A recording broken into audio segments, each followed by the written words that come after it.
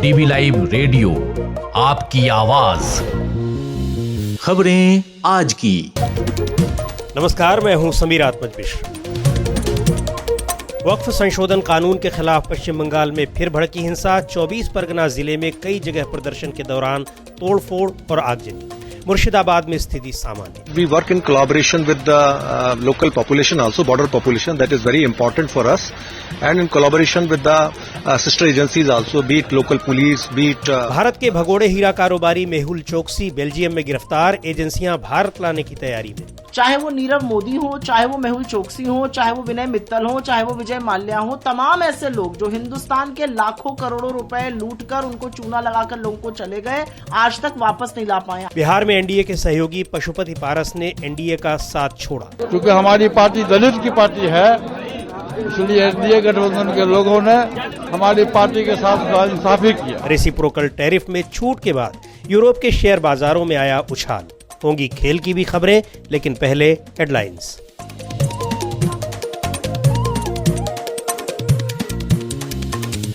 Headlines के साथ मैं हूं अतुल सिन्हा। हरियाणा में बोले प्रधानमंत्री मोदी, वक्फ कानून का सही इस्तेमाल होता तो मुसलमानों को पंक्चर बनाने की जरूरत नहीं पड़ती। कांग्रेस पर किया तंज, मुसलमानों से इतनी हमदर्दी तो मुस्लिम अध्यक्ष क्यों नहीं बनाती कांग्रेस। पश्चिम बंगाल में वक्फ कानून पर हिंसा जारी। 24 परगना में पुलिस की गाड़ियां जलाईं, कई घंटे तक हाईवे जाम। मुर्शिदाबाद में हालात सुधरे, 19 विस्थापित परिवार वापस लौटे। तेलंगाना सरकार ने आरक्षण का नया फॉर्मूला किया लागू। अनुसूचित जाति के आरक्षण को 3 हिस्सों में बांटने वाला पहला राज्य बना। अब आर्थिक, शैक्षणिक और सामाजिक स्थिति पर मिलेगा आरक्षण। प्रयागराज में दलित युवक को जिंदा जलाने के बाद गुस्साई भीड़ ने किया हंगामा। सपा सांसद और कांग्रेस प्रदेश अध्यक्ष की गाड़ियों का किया घेराव। हत्या के आरोपियों के घर तोड़फोड़। अमेरिका और चीन के बीच टैरिफ वार और तेज। चीन ने रोकी 7 कीमती मेटल्स की सप्लाई। अमेरिका में गाड़ियां, हथियार, एयरक्राफ्ट होंगे महंगे। जवाब में ट्रंप बोले, इलेक्ट्रॉनिक सामान पर भी लगाऊंगा टैरिफ। और बांग्लादेश की यूनुस सरकार ने अपने देशवासियों के इजराइल जाने पर लगाई रोक। कहा, गाजा में गोलीबारी के चलते लिया फैसला। शेख हसीना की यूनुस सरकार को चेतावनी, आग से खेलोगे तो जल जाओगे। डीबी लाइव रेडियो पर आप सुन रहे हैं खबरें आज की। वक्फ संशोधन कानून के विरोध में पश्चिम बंगाल में भड़की हिंसा के बाद वहां स्थिति अब सामान्य बताई जा रही है, लेकिन विरोध और हिंसा पर राजनीति जारी है। इस बीच मुर्शिदाबाद के बाद दक्षिण 24 परगना में भी हिंसा भड़क उठी है। एक रिपोर्ट के साथ है अंशिता। वक्फ संशोधन कानून के खिलाफ पश्चिम बंगाल के मुर्शिदाबाद में हुए हिंसक प्रदर्शनों के बाद अब 24 परगना जिले से भी हिंसा की खबरें आ रही हैं। देश भर के तमाम इलाकों के अलावा पश्चिम बंगाल में भी पिछले कुछ दिनों से वक्फ कानून के खिलाफ प्रदर्शन हो रहे हैं। शुक्रवार दोपहर बाद ये प्रदर्शन हिंसक हो गया। शनिवार को ये हिंसा ज्यादा बढ़ गई थी।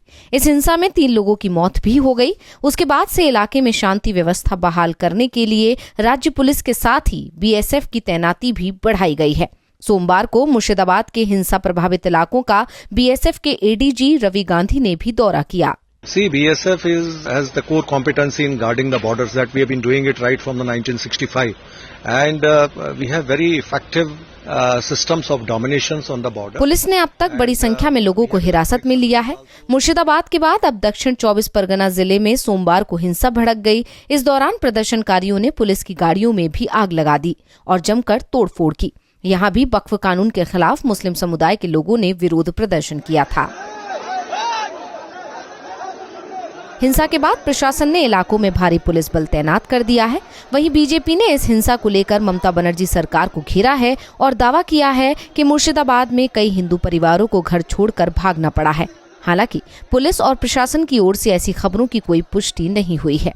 मालदा दक्षिण से लोकसभा सांसद ईशा खान चौधरी कहते हैं कि इलाके में अब हालत सामान्य है। आगे से थोड़ा सा इम्प्रूव हुआ है। हम आया था आज, मेरा पार्टी ऑफिस शमशेरगंज पुरातन डाक बंगलो में है, पास में 2 किलोमीटर पास में। तो हम सोचा थोड़ा उसी का साथ थोड़ा बातचीत करके, पुलिस का रिक्वेस्ट है हमको, हम लोकल एमपी है, जैसे मालदा 5 ब्लॉक्स और यहाँ का 2 ब्लॉक्स, तो मेरे रिक्वेस्ट है पुलिस का पास। इन फ्यूचर एक ऑल पार्टी मीटिंग बुलाना है। ये अधीर रंजन चौधरी मेरा जो डिस्ट्रिक्ट प्रेसिडेंट है यहाँ का, मगर ये यहाँ का सांसद हम लोग का दोनों का दावी है एक पीस मीटिंग होने के लिए, और अब थोड़ा बेटर हो गया सिचुएशन। इस बीच All India Muslim Personal Law Board ने 19 अप्रैल को हैदराबाद में वक्फ कानून के खिलाफ एक बड़ी रैली का आयोजन किया है। वक्फ कानून के खिलाफ विरोध प्रदर्शन के बीच सुप्रीम कोर्ट में भी कई याचिकाएं दाखिल की गई हैं, जिन पर 16 अप्रैल को सुनवाई होगी। डीवी लाइव रेडियो के लिए मैं अंशिता। डीबी लाइव रेडियो पर आप सुनते हैं देश दुनिया की ताजा तरीन खबरें और खबरों के बीच की खबरें यानी विश्लेषण भी। खबरों और विश्लेषण के अलावा यहाँ होती है साहित्य, कला, संस्कृति और विज्ञान से लेकर आर्थिक और खेल जगत की भी चर्चा। और अब खबर बिहार से। पूर्व केंद्रीय मंत्री और राष्ट्रीय लोक जनशक्ति पार्टी के अध्यक्ष पशुपति कुमार पारस ने बीजेपी के नेतृत्व वाले राष्ट्रीय जनतांत्रिक गठबंधन यानी एनडीए को छोड़ने की घोषणा की है। पशुपति कुमार पारस लोक जनशक्ति पार्टी के नेता रामविलास पासवान के भाई हैं। पिछले काफी समय से उनके एनडीए छोड़ने की अटकलें लग रही थी और आज उन्होंने इसकी घोषणा ही कर दी। पशुपति पारस का कहना था, देखिए 2014 से लेके और आज तक मैं एनडीए गठबंधन में था। हमारी पार्टी का एनडीए गठबंधन से हम वफादार, ईमानदार सहयोगी थे। और आपने देखा होगा कि जब लोकसभा का चुनाव हुआ तो बिना किसी कारणवश, क्योंकि हमारी पार्टी दलित की पार्टी है, इसलिए एनडीए गठबंधन के लोगों ने हमारी पार्टी के साथ नाइंसाफी किया। 2024 में हुए लोकसभा चुनाव में एलजेपी के दूसरे गुट यानी चिराग पासवान की पार्टी एलजेपी-आर को बिहार की 6 सीटों पर चुनाव लड़ने का मौका मिला था। उस वक्त पशुपति पारस से उनकी हाजीपुर सीट भी छीनकर उनके भतीजे और रामविलास पासवान के बेटे चिराग पासवान को दे दी गई थी। इसके ठीक एक दिन बाद पारस ने केंद्रीय मंत्री के पद से इस्तीफा दे दिया था और बीजेपी पर अन्याय करने का आरोप लगाया था। 2019 के लोकसभा चुनाव में जीत के बाद पशुपति पारस को केंद्र सरकार में मंत्री बनाया गया था। इस बीच एनडीए के एक अन्य सहयोगी और केंद्रीय मंत्री जीतन राम मांझी ने भी बीजेपी पर वादा खिलाफी का आरोप लगाया है। बिहार में इसी साल विधानसभा चुनाव होने हैं। आप सुन रहे हैं डीबी लाइव रेडियो, आपकी आवाज। डीबी लाइव रेडियो पर आप सुन रहे हैं खबरें आज की। भारत के भगोड़े हीरा कारोबारी मेहुल चौकसी को बेल्जियम में गिरफ्तार कर लिया गया है। हीरा व्यापारी मेहुल चौकसी और उनके भांजे नीरव मोदी पर सरकारी बैंक पंजाब नेशनल बैंक से करीब 13,500 करोड़ रुपए के गबन का आरोप है। इस बीच भारतीय एजेंसियों ने चौकसी के प्रत्यर्पण की प्रक्रिया शुरू कर दी है। पूरे विवरण के साथ हैं आंचल। साल 2018 में पंजाब नेशनल बैंक में हजारों करोड़ रुपए का घोटाला सामने आया था। इस घोटाले में हीरा व्यापारी नीरव मोदी और मेहुल चौकसी समेत 4 मुख्य अभियुक्त हैं। बैंक का दावा था कि इन सभी अभियुक्तों ने बैंक के अधिकारियों के साथ साजिश रची और बैंक को नुकसान पहुंचाया। पंजाब नेशनल बैंक ने जनवरी 2018 में पहली बार नीरव मोदी, मेहुल चौकसी और उनके साथियों के खिलाफ शिकायत दर्ज कराई। ये भारत का सबसे बड़ा बैंकिंग घोटाला था। नीरव मोदी इस समय लंदन की जेल में है और कई बार उनकी जमानत अर्जी खारिज हो चुकी है। सीबीआई और प्रवर्तन निदेशालय की प्रत्यर्पण की अपील पर मेहुल चौकसी की गिरफ्तारी हुई है और अब भारत ने बेल्जियम के साथ चौकसी के प्रत्यर्पण की प्रक्रिया शुरू कर दी है। हालांकि चौकसी को भारत लाना इतना आसान नहीं है। भारत में चौकसी के वकील विजय अग्रवाल कहते हैं, Procedure is to apply for file an appeal, and during that appeal, the request is made that he should not be kept in detention. He should be permitted to defend himself, oppose the extradition. विजय अग्रवाल कह रहे थे कि ये किसी भी देश की प्रक्रिया होती है। यदि कोई देश दूसरे देश को रिक्वेस्ट करता है तो औपचारिक तौर पर गिरफ्तारी होती है और फिर उसको बेल दी जाती है। उसके बाद प्रत्यर्पण को चुनौती दी जाती है। बेल्जियम में गिरफ्तारी के बाद मेहुल चौकसी ने अपने खराब सेहत का हवाला देते हुए कोर्ट में जमानत मांगी है। वो गंभीर रूप से बीमार हैं और कैंसर से जूझ रही हैं, इसलिए उन्हें फ्लाइट से लाने का रिस्क नहीं लिया जा सकता। वहीं भारत के वित्त राज्य मंत्री पंकज चौधरी इसे भारत की बड़ी कूटनीतिक सफलता मान रही हैं। देखिए, मोदी जी ने जो पहले ही कहा कि गरीबों का पैसा जिन लोगों ने खाया है उसको वापस करना होगा और देश में सभी के खिलाफ कार्रवाई चल रहा है। मेहुल चौकसी पकड़ा गया है, निश्चित तौर से बहुत बड़ी सफलता है। वहीं कांग्रेस पार्टी की प्रवक्ता सुप्रिया सुनेत कहती हैं कि बेल्जियम में मेहुल चौकसी की गिरफ्तारी भले ही हो गई हो, लेकिन भारत में वो नहीं लाए जाएंगे। असलियत तो यह है कि पहले भी लोगों को लाने की कोशिश हुई थी। इसी मेहुल भाई को, मोदी जी के मेहुल भाई है ना ये, इन्हीं मेहुल भाई को लेने के लिए डोमिनिका विमान भेजा गया था। प्राइवेट जेट 44 करोड़ रुपए खर्चा हुए थे, वो हाथ नहीं लगे थे।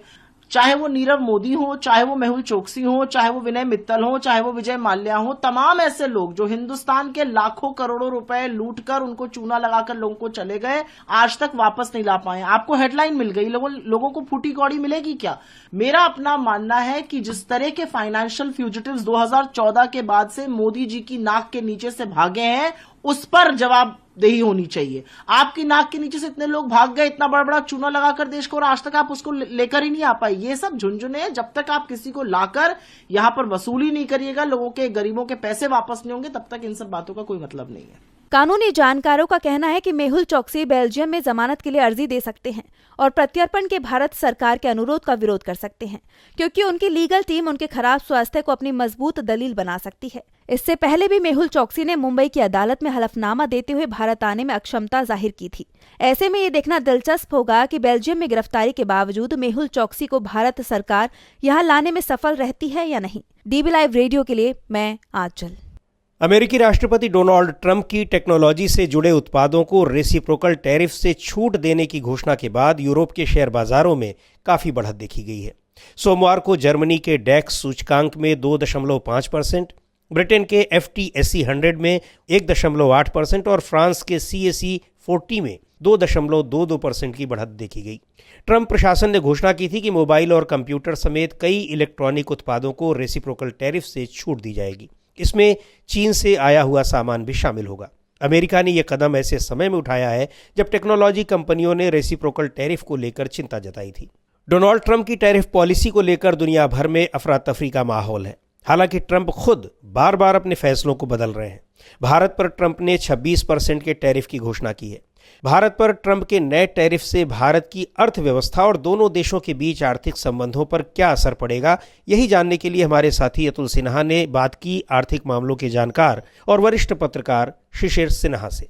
देखिए, इसके दो पहलू हैं। एक तो हमको ये समझना है कि इसका अमेरिका पे क्या असर है और दूसरा हमको ये समझना है कि वैश्विक आपूर्ति व्यवस्था पे क्या असर है। तो अगर आप अमेरिका के असर की बात करेंगे तो जो अनुमान है, एक शोध किया गया, उसमें ये पता चला कि अमेरिका की जो GDP है वो लगभग 1.5% घट सकती है। आप 1.5% आप कहेंगे कुछ भी नहीं है, लेकिन अमेरिकी जो अर्थव्यवस्था का आकार है उसके लिहाज से ये रकम करीबन बनती है 438.4 अरब, यानी कि करीबन 438 अरब डॉलर। अब ये काफी बड़ी रकम है।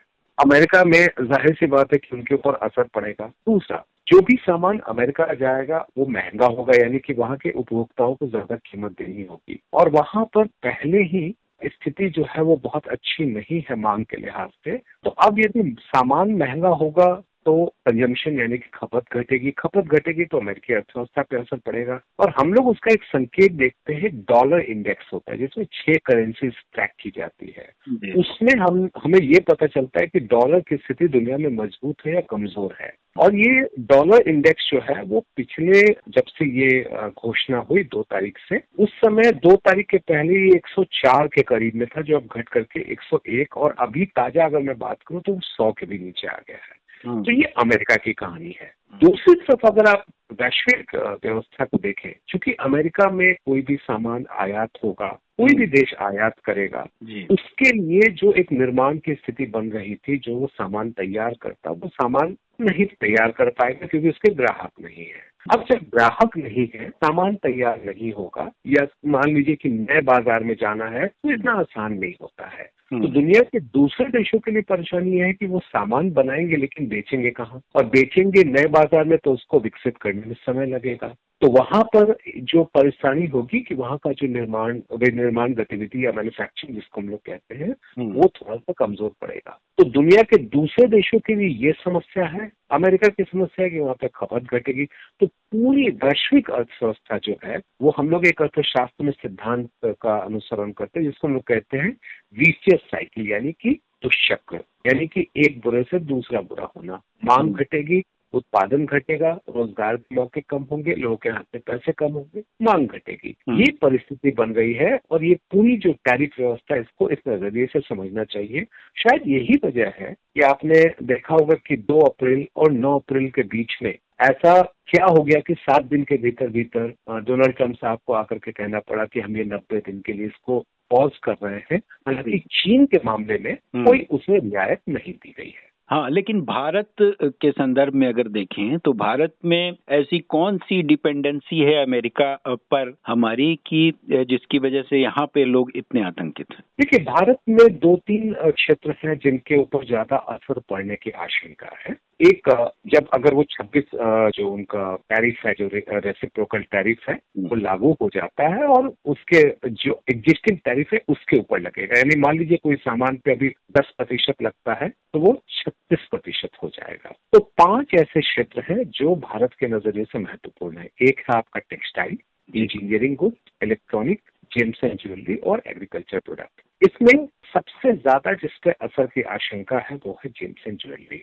और जेम्स एंड ज्वेलरी हमारे लिए बहुत ही महत्वपूर्ण है इस संदर्भ में, क्योंकि हम बड़े पैमाने पर दुनिया को निर्यात करते हैं और ये काफी लेबर इंटेंसिव, यानी बहुत बड़े लोगों को रोजगार मिला हुआ है। दूसरा क्षेत्र जो प्रभावित हो सकता है वो है आपका टेक्सटाइल। वो भी एक लेबर इंटेंसिव है, बहुत सारे लोगों को रोजगार मिला हुआ है।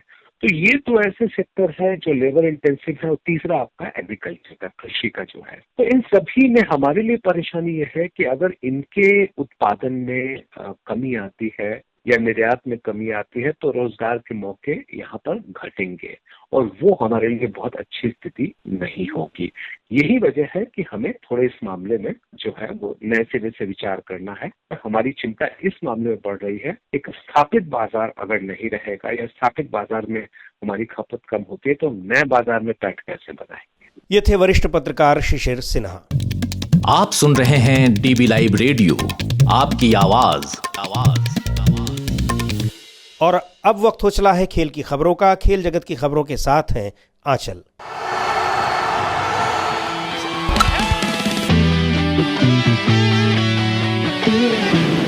इस समय आईपीएल का रोमांच अपने चरम पर पहुंच चुका है। 10 टीमों के बीच टॉप 4 में पहुंचने की होड़ दिखाई दे रही है। इस बीच एक अलग नजारा मैदान में दिखाई दिया। मुंबई इंडियंस और दिल्ली कैपिटल्स के बीच मुकाबला खेला गया और इस मैच में जब मुंबई इंडियंस के बल्लेबाज हार्दिक पांड्या क्रीज पर पहुंचे तो अचानक ही एम्पायर ने उनका बल्ला अपने हाथ में ले लिया।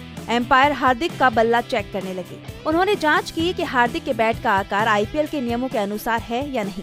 अगर ऐसा नहीं होता तो उनके लिए मुसीबत खड़ी हो जाती। नियमों के अनुसार बैट की चौड़ाई 4.25 इंच या 10.8 सेंटीमीटर से अधिक होनी चाहिए। किनारा 1.56 इंच या 4.0 सेंटीमीटर और गहराई 2.64 इंच 6.7 सेंटीमीटर तक होनी चाहिए। एम्पायर एक औजार में से बैट को गुजार कर जांचते हैं कि बैट इन निर्देशों के अनुसार है या नहीं।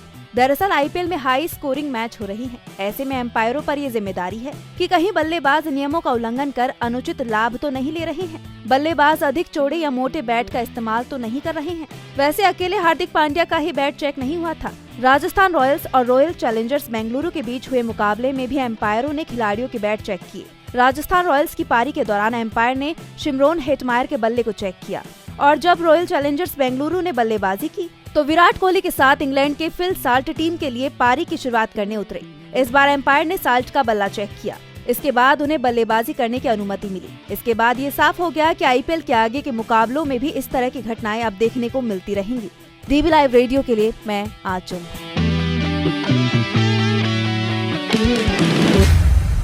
खेल की खबरें सुना रही थी आंचल। इस कार्यक्रम को अब यहीं समाप्त करते हैं। बने रहिए डीबी लाइव रेडियो के साथ। हर रोज सुनिए दिन भर की ताज़ा तरीन खबरों और विश्लेषण का हमारा ये प्रोग्राम खबरें आज की। अब दीजिए इजाजत। नमस्कार।